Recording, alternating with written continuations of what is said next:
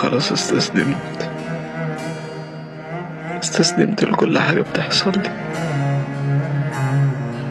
كله بيكسرني وكله بيدوس عليا وبيمشي، ولا كأنه شايفني تحتي خالص. كله شايف ان انا بقيت معقد وشخص وحش جدا. محدش يعرف باللي بيحصل لي قبل النوم. نغزات في القلب بتجيني وما بعرفش انام منها، عياط من جوايا ومحدش بيسمعني. في الاخر كله بيقول لي انت اتغيرت، بقيت وحش، ما بقيتش اللي احنا عارفينه زي بتاع زمان. ما يعرفوش ان انا ما كانش في اي حد جنبي وقتها.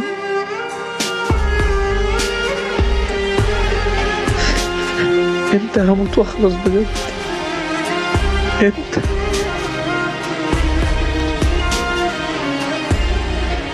لو واقفة قدام نفسي أقول لها إيه؟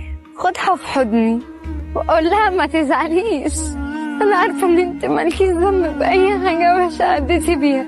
هقول لها ما تزعليش وما تخليش حاجة تضايقك أبدا، وأخدها في حضني وأدفدف عليها وأديها الحب اللي ناقصها. يعني هي أصلا محتاجة حب أوي.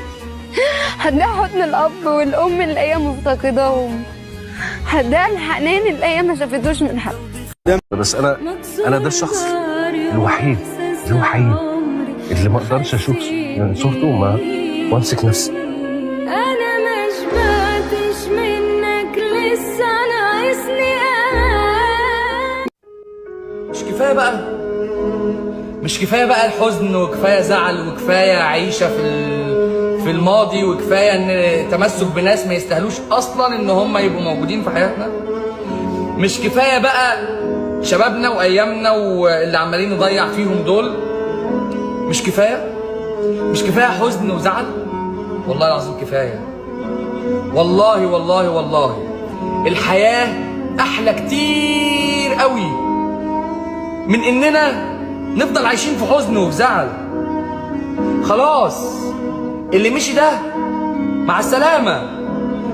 المركب اللي تودي، اللي باعك بيعه، اللي باعك ده انت تحطه تحت جزمتك وتدوس عليه وتقول خلاص انا مش عايزه، او تقولي انا مش عايزاه، خلاص مشي في 60,000 داهية. الزمن ليه اختيار وقلبه ناس معروف فيه، دمعة الدنيا بتنزل للي بيحاربوا الظروف. سيب على بال اللي بعدك يعرفوا بيها تأمين. احنا جينا الدنيا دي اصلا ضيوف.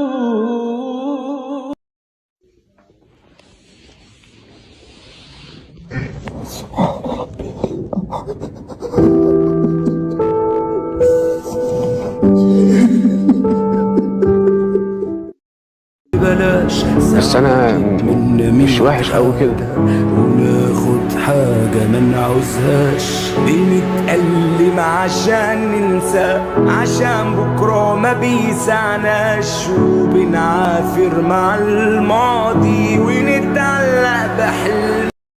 الدنيا مش مظبوط. ايه اللي جرالك؟ مش عارف والله، الدنيا مش ظابطة معايا، مش حباني.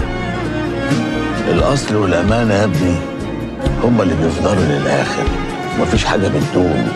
وده حكمة من راجل عجوز الدنيا دعكته ومربطته لدرجة إن ما بقاش فيه شبر سليم.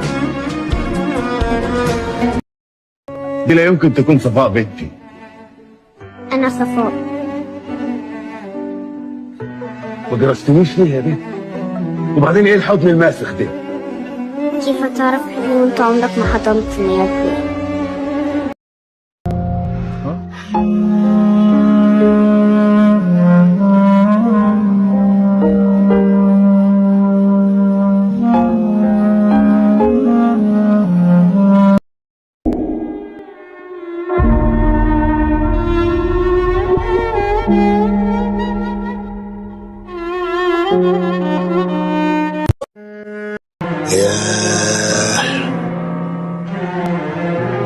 اللي شفته في الكام يوم دول خلاني اتعلمت كتير قوي. الدنيا لسه هتعلمك وتوريك، وكل ما تشوفك طري وغلبان كل ما هتقطع من جدتك حتة لحد ما تلاقي نفسك في الآخر عظم وبس. اوعاك تنخ أو تجيب ورا طالما اخترت إنك تبقى قوي. بص يا عم، انا ماليش دعوه بده كله. يعني ايه مالكش دعوه؟ ماليش دعوه يا اخي. يعني ايه مالكش دعوه؟ انا عايز افهم. انت اللي مش عايز تفهم. انا ماليش دعوه. فيه يوم هتخشوا عليا البيت تلاقوني مشيت من غير اسباب او شرح عبيط. قال لي وانا نسيت واديني بقول: احترموا المتعور من دول، حوطوا المهموم قبل فراقه، لو كان ساكت يبقى الاسباب، اوعوا تشيلوا ايديكم من الباب، املوا حياته وحب واحباب قبل ما يدبل قدام عينكم. واذا شفتوا حبيبته في يوم بينكم خلوها تكون عارفه مقامه وانها مرت من قدامه وخلته مقتول بغياب اعمى. ملعونه ايدين مجرمه ناعمه ما ادتش الفرصه لحد يعيش مع انه توفى قصاد منها 12 مره.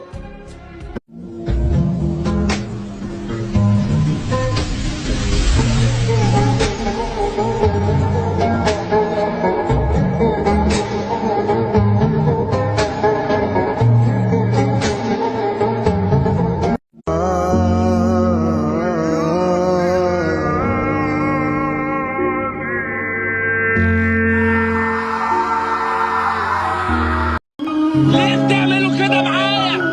والله العظيم انا مبتلى، ده انا تعبان قوي. كلنا تعبانين والله. تعبان قوي. معلش انا حاسس انت فعلا بقالك فتره كده يعني من جوه مش مظبط.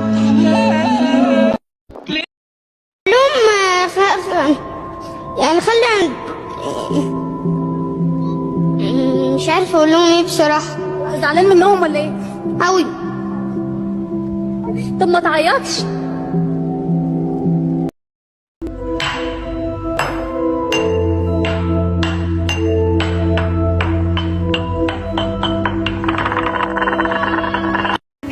لما زعلت منك كنت عايزك تحس بيا مش تبعد عني، بس انت لقيتها فرصة وما ضيعتهاش، مشيت.